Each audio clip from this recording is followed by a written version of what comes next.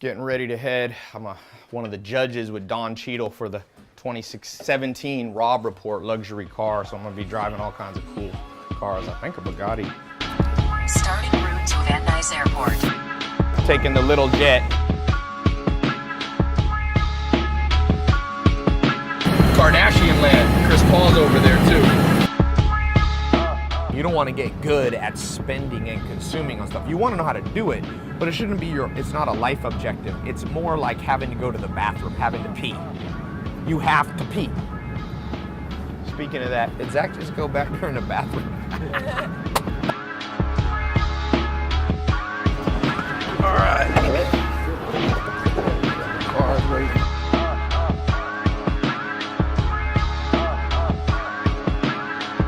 Look what I just got. World Series tickets. Hopefully we can fly out there in time.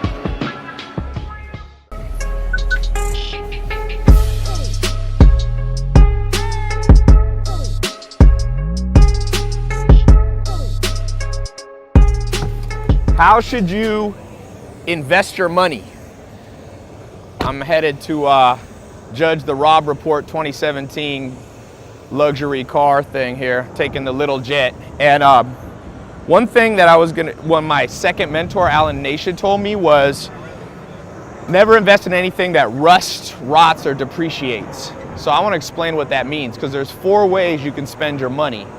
Only one of them, maybe 2, is highly advantageous. One of them's horrible and one of them's neutral. So, all right, you ready to load up, Kenna? So how are the 4 ways you can spend your money? Only 1 is highly effective, 2 are neutral, and 1 is negative, okay, for your long-term wealth.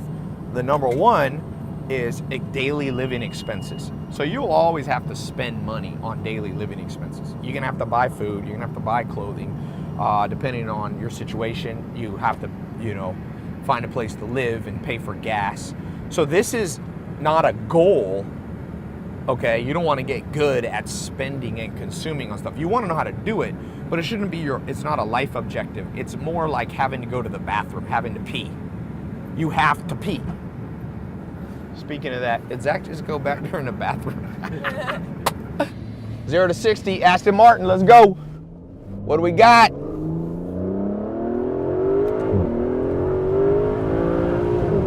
Woo! Wow. That was it's interesting. The wheel is a little, you don't have to do the snap. It's a little, what's the word? Loose. Yeah. I don't know if it's this car or if it's designed that way, but man, it has some real speed. It's a tad bit slower off the line than some of the other cars, 3.8 seconds. So daily living expenses. Most people, I read a statistic, out of $100 the average American spends, they spend almost 95 of it, some cases 99 or 100 or 105, meaning they're going in debt, on living expenses. Well, if you do that, you're in massive trouble. There's no long-term wealth creation. You'll be on the grind. This is what they should have taught us in schools, but they didn't. I had to learn this from mentors once I got out of high school. The second, number 2, is invest your money. And my mentor, Alan Nation, said, Ty, never invest your money in things that rust, rot, and depreciate. What did he mean by that? Well, Felix Dennis, one of the richest people in Europe, he just died recently. He started Maxim magazine and all these newspapers and stuff. He said, if it floats, flies, or I won't say the word, or F's, don't put your own money into it. He said, lease it or rent it. And so the definition of an investment is things you buy today for here, low, and it goes high, and it has the potential. Sometimes people say, well, are cars good investments? Generally no, because if you buy a Toyota Civic today, the day you drive it off the lot, it instantly plummets 10, 20, 30% in depreciation value. And it doesn't appreciate. There's never a time you're going to buy a brand new Toyota and a Civic or whatever and sell it for more. It's not a collector's item. Sometimes, someone was like, you should get a Bugatti. That could be a decent investment. decent, not amazing. Cars generally are not amazing investments, but it has a potential. You buy a Bugatti for 1.5 and some of them are up to 2 million and you got to drive it. So that's appreciation. Check this out. You can close or open the Rolls-Royce Dawn while you're going 25, I'm going 25 miles an hour, up to 30 miles an hour. That's a dope feature. Check that out. Here we go, we're closed up. Boom. Let's hear how this engine sounds. Got that Porsche sound to it. Brap. I like the GPS is built right into the dash, which is kind of nice. I flew in to the one of the Rob Report 2017 car and driver their report they're doing. I'm checking out all the new cars I'm gonna be driving tomorrow. Porsche 911 Turbo 2017. Check out the Lambo Huracan.